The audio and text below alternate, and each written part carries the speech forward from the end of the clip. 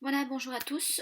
J'ai décidé de faire une vidéo parce que beaucoup d'entre vous demandent des conseils par rapport à un budget pour aller en Corée du Sud pour un voyage. J'ai décidé aussi de faire cette vidéo en me basant sur mes propres expériences parce que je suis allée en Corée à l'été 2014, donc ça va faire 2 ans déjà. J'y suis allée à la période de fin août, début septembre, ce qui est une période très correcte au niveau du climat et au niveau des prix.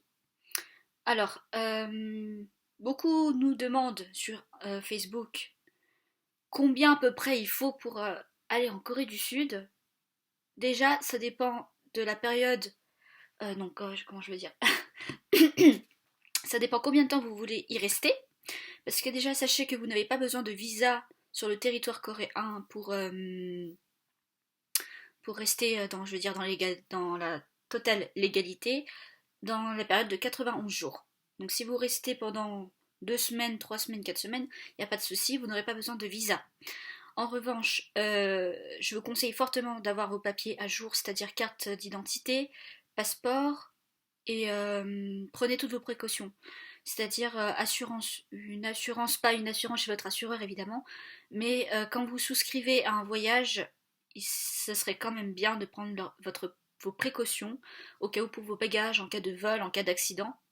Généralement, les cartes bancaires ont une option d'assurance voyage, si je peux dire comme ça. Pour ma part, bon, c'était ma mère qui m'avait financé un peu mon voyage, en partie pour le billet d'avion, puisque c'était un deal, enfin, c'est une autre histoire. Mais j'étais couverte pour le rapatriement en cas de gros problèmes, en cas de décès aussi, c'est très joyeux, mais voilà. Et pour plein d'autres choses. Enfin bref, prenez vos précautions. Pour ma part, on va commencer par le billet d'avion, puisque pour ma part, je l'ai acheté en agence. Voilà, je ne l'ai pas acheté sur internet parce que je pense que c'est beaucoup plus sûr de voir quelqu'un en face de soi qui peut nous dire exactement ce dont on recherche plutôt que d'inscrire dans une barre de recherche notre période où on souhaiterait aller. Donc voilà à quoi ressemblait mon billet d'avion. Voilà, c'était ça. Donc moi j'étais partie de Roissy-Charles de Gaulle jusque l'aéroport de Incheon international, puisque c'est le seul aéroport qui va desservir dans tout le monde en Corée. Donc moi j'avais payé à peu près 900 et quelques euros pour le billet d'avion aller-retour avec Air France et Korean Airlines.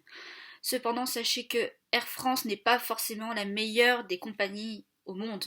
Voilà, je vais vous le dire tout de suite parce que je m'estimais déjà heureuse de pouvoir partir alors que 2 mois après, Air France était en grève.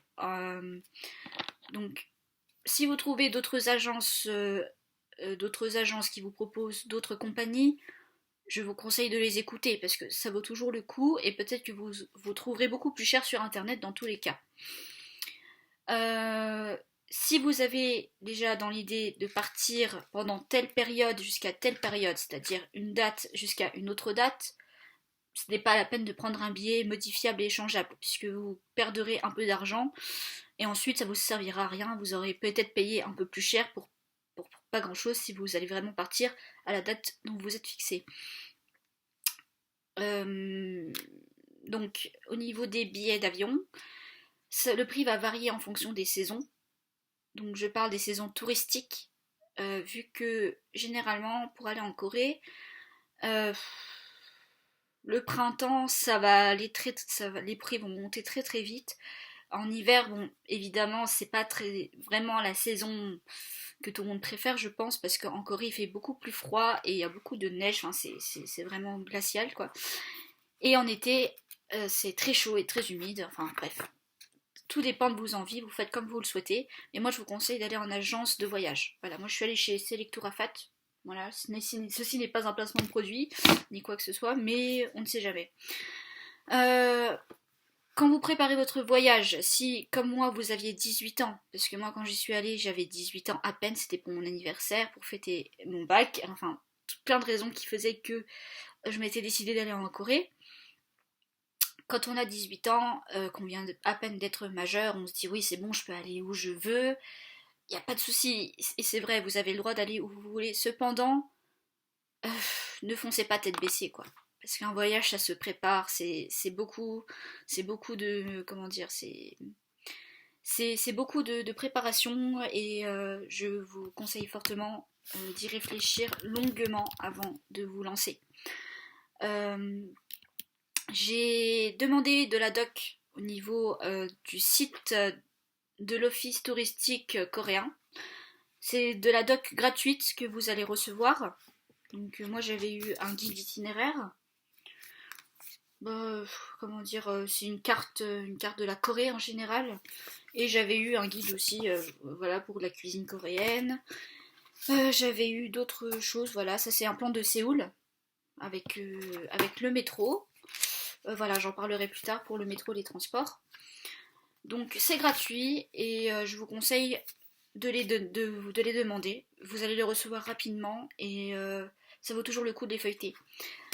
Euh, Ensuite, j'ai eu un gros coup de chance parce que sur Facebook, je suis le groupe Un bol de Corée et j'avais vu comment dire une offre ou bien une offre, voilà, c'est une offre gratuite pour recevoir votre Timony Card qui est gratuit. Alors qu'est-ce que la Timony Card? Eh ben, c'est une carte de transport qui va vous assurer la mobilité un peu partout dans Séoul et plus. Donc attendez, je vais essayer de la retrouver parce que je l'ai gardée, mais je ne sais pas où elle est. Enfin, je ne sais plus. Non, c'est pas celle-ci. Enfin bref, la Timony Card en fait. Vous mettez de l'argent sur votre carte. Voilà, je l'ai trouvée. Voilà, donc moi je l'ai eu avec un bol de Corée. Voilà, elle ressemble à ça. Il y a marqué Timony dessus. Donc cette carte est utilisable pour le métro, le taxi, le bus et même pour acheter de la nourriture dans les petites supérettes. Donc c'est simple, vous l'achetez soit sur place, moi je l'ai eu avec le groupe qui me l'ont envoyé, à condition de remplir comment dire, toutes les conditions pour avoir votre carte. Donc c'est-à-dire le billet d'avion qui permet de prouver que vous avez déjà votre période pour y aller. Et ensuite, bah voilà quoi. C'est super pratique, franchement.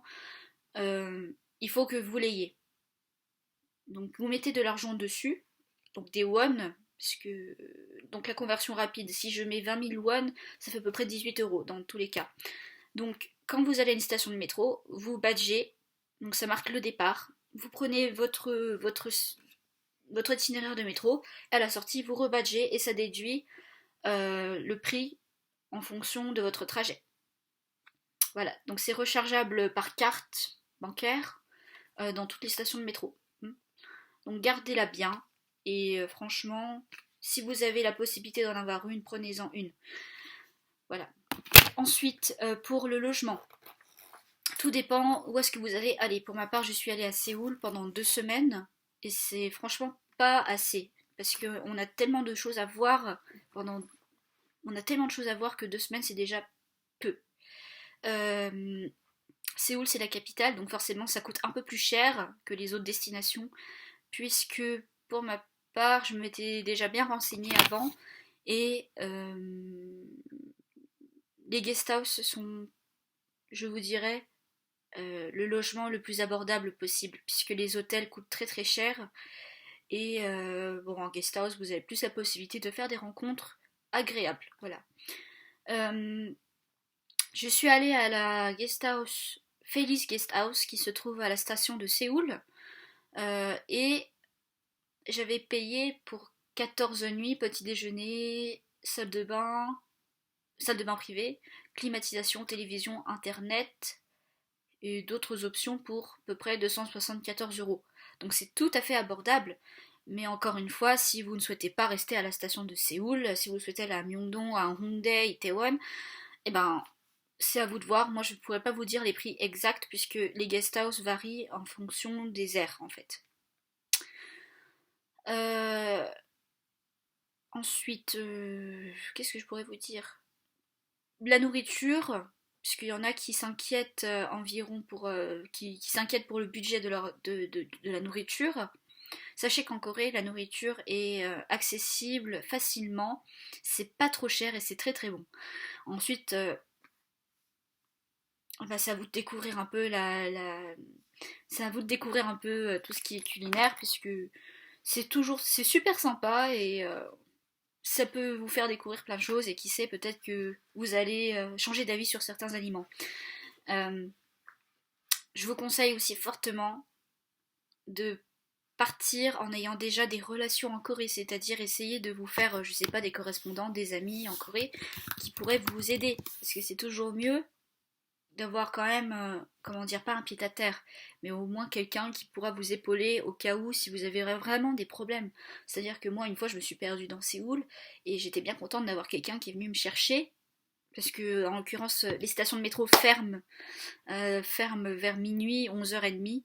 Donc, la seule solution qui vous resterait, c'est de payer un taxi. Ce qui, en soi, ce n'est pas si mal, mais bon, voilà, c'est embêtant.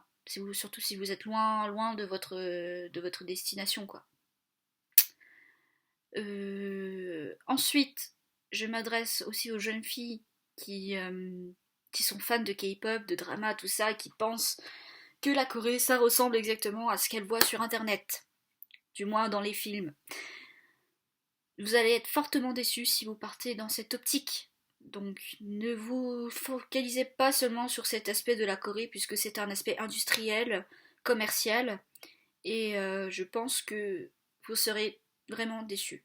Parce que moi, je n'ai rencontré aucune star dans la rue.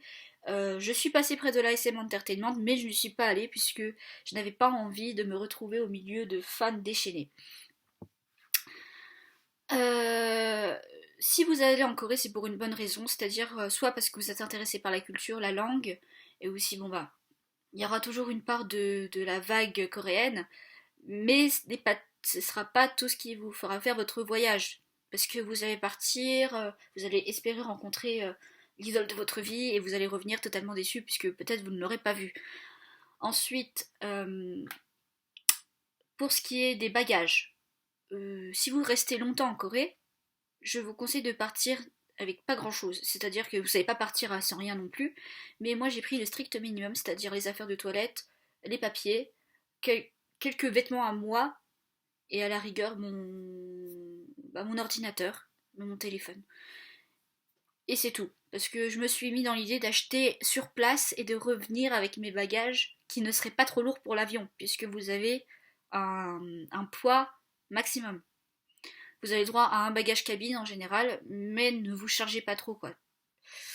Donc, selon votre localité en France déjà, voyez avec la SNCF. Parce que ça, vous avez acheté votre billet d'avion, mais comment vous allez faire pour vous rendre à l'aéroport si vous n'avez pas acheté votre billet de train?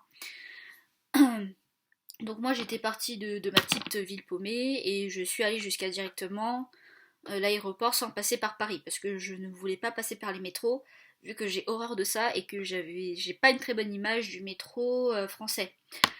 Ah oui, alors pour certains qui s'inquiéteraient, je parle là des parents qui s'inquiéteraient de laisser partir leurs enfants à peine majeurs dans un pays étranger à l'autre bout du monde, la Corée fait partie d'un des pays les plus sûrs. C'est-à-dire que moi je me suis baladée dans la ville à 3h, 4h du matin et je n'ai jamais rencontré aucun souci.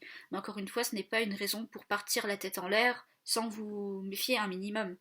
Puisque vous êtes quand même dans un pays étranger, vous connaissez pas forcément les us et coutumes, et pas forcément les quartiers qui craignent ou les choses comme ça. Même si en général il n'y en a pas forcément, mais méfiez-vous quand même. Donc question vol, je me suis jamais fait voler quoi que ce soit en Corée. Agression verbale, je me suis jamais fait agresser.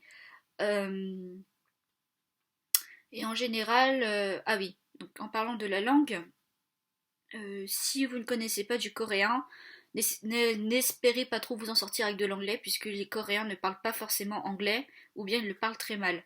Donc moi j'ai plus parlé français que anglais, et encore c'était incroyable parce que quand même je me suis pas expatriée, mais je suis partie de chez moi pendant 2 semaines à l'autre bout du monde, et je m'attendais pas trop à parler français, mais voilà quoi. Donc c'est toujours intéressant d'apprendre un peu de coréen.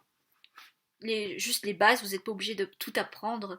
Mais si, encore une fois, vous avez la possibilité de parler la langue, parlez-la et vous aurez plus de chances de vous en sortir tout seul. Voilà.